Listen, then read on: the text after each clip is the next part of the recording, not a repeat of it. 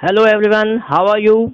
Now our new topic is today's the coal gas. ये कोल gas क्या होती है? ठीक है, कोल गैस मतलब क्या? जब कोल को हम बर्न करते हैं, ठीक है, जब जलाते हैं तब क्या निकलती है? Gas, coal gas.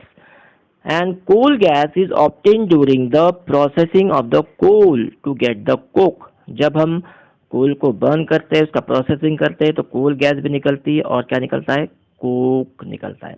And it is used as a fuel in many industries.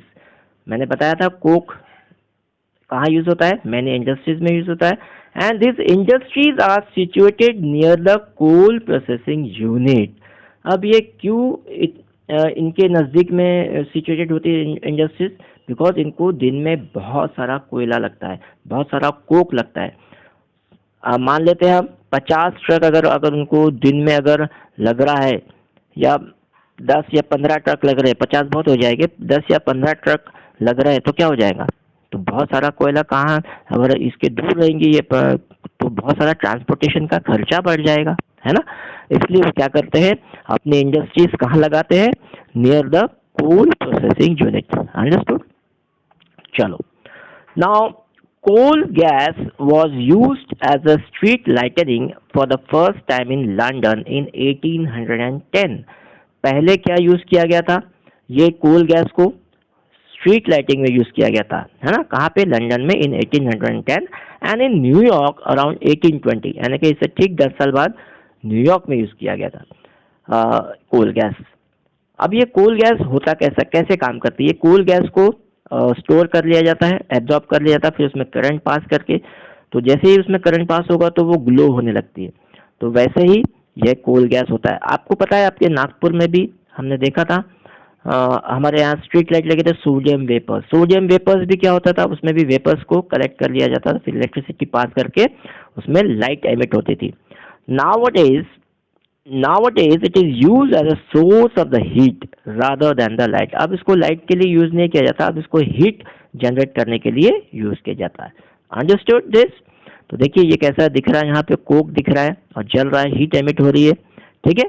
तो अभी तो सिर्फ इसको जस्ट प्रोड्यूस द हीट. अभी लाइट कोल गैस को अभी लाइटनिंग के लिए यूज नहीं किया जाता, ठीक है. चले, अब आता है हमारा दूसरा topic, that is called the petroleum. Okay, chalo. What is the petroleum? You know that the petroleum is used as a fuel in a light automobiles such as motorcycles, scooters and cars. These are the light automobiles and the light vehicles जिसे हम कहते हैं.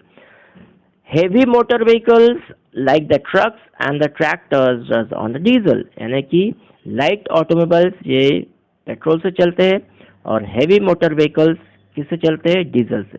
चलो, अभी तो car भी आ गई है डीजल की, isn't it? तो doesn't matter. This is about the technologies here. We are increasing day by day. So petrol and diesels are obtained from the natural resources called the petroleum. ये petrol and diesel कहाँ से निकाला जाता है? Natural resources like the petroleum. अब ये petroleum क्या है? The word petroleum is derived from the Petra, okay, that is called the rock, and the oleum, that is called the oil. So petra plus oleum is equal to petroleum.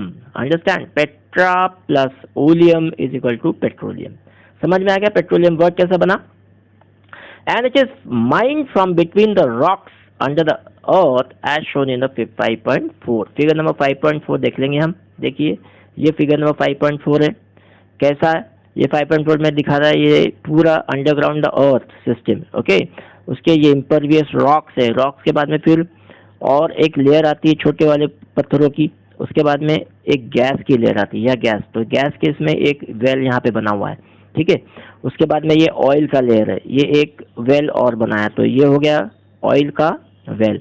अब उसके नीचे में water है, ठीक है, ये water है, तो ये हो गया, मैंने ये यहाँ बनाया है वाटर का well.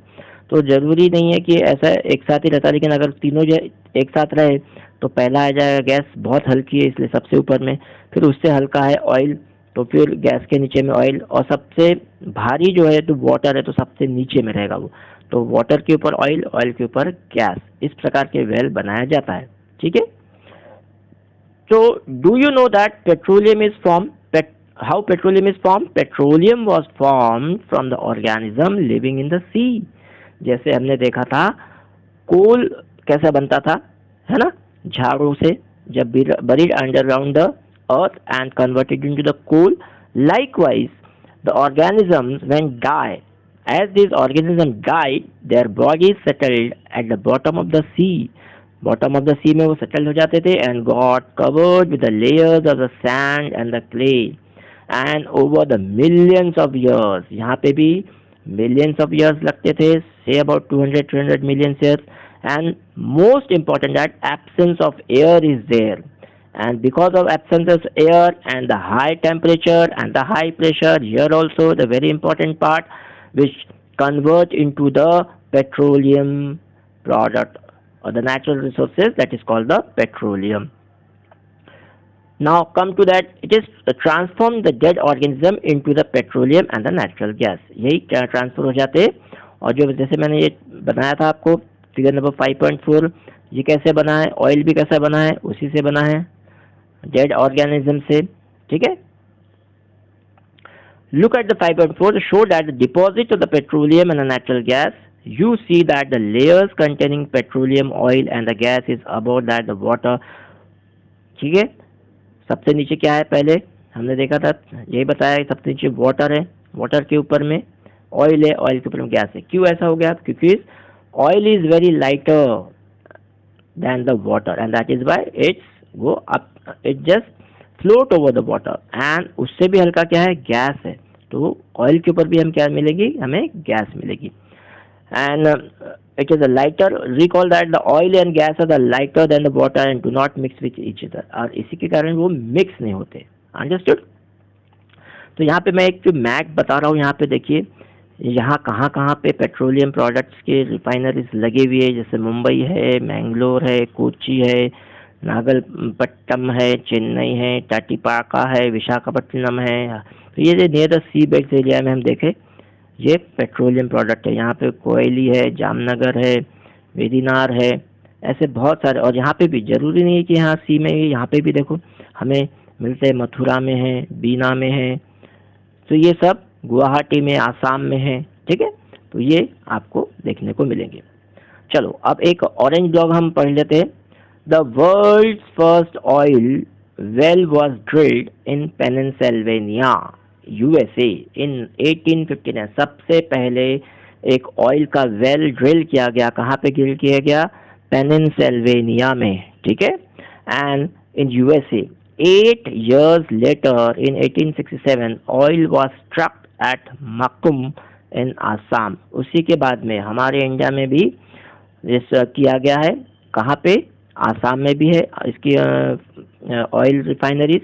In India oil is found in Assam. Major in India अगर हम देखें तो आसाम में मिलेंगे, Gujarat, Mumbai, high and in the river basins of the Godavari and the Krishna. जहाँ जहाँ गोदावरी कृष्णा रिवर्स है वहाँ पर भी हमें ऑयल की वेल्स या ऑयल की रिफाइनरीज मिलती है. ठीक है. तो चलो अब एक कहाँ पे सबसे पहले ये फोटोग्राफ देख लेते हैं, जहाँ पहले ऑयल को बनाया गया है, ड्रिल किया गया. तो ये पेनिनसिल्वेनिया का, यूएसए में. ठीक है. इस प्रकार की थी सबसे ओल्ड. अभी ऐसी नहीं है, अभी तो सब चेंज हो गई है. तो देखो ये एक और पिक्चर ग्राफ है. यहाँ पे देखो कितना ओल्ड फोटोग्राफ है ये. बहुत ये ऑयल रिफाइनरीज लगी हुई है. यहाँ पे डिग करके उसको नीचे ऑयल को निकाला जा रहा है. दूसरा पिक्चर देखिए, ये एक और रिफाइनरीज है और उसको और डेवलपमेंट हुआ ताकि और उसमें ज़्यादा से ज़्यादा ऑयल निकाला जा सके. और ये लास्ट पिक्चर हम देखते हैं कि देखो जब ऑयल वेल्स में अगर आग लगती है तो बहुत ज़्यादा अमाउंट में हीट जनरेट होती है और बहुत carbon dioxide CO2 gas release होता है और वो पूरा एनवायरनमेंट को पॉल्यूट करता है. तो बच्चों हम यहाँ तक ही पढ़ेंगे आज. हमारा चैप्टर यहाँ पे थोड़ा आधा हमने लिया है. इसके बाद और थोड़ा बचा हुआ है, कुछ पॉइंट्स. रिफाइनरीज ऑफ पेट्रोलियम बचा है, वो हम नेक्स्ट सेशन में लेंगे. अंडरस्टैंड. Thank you.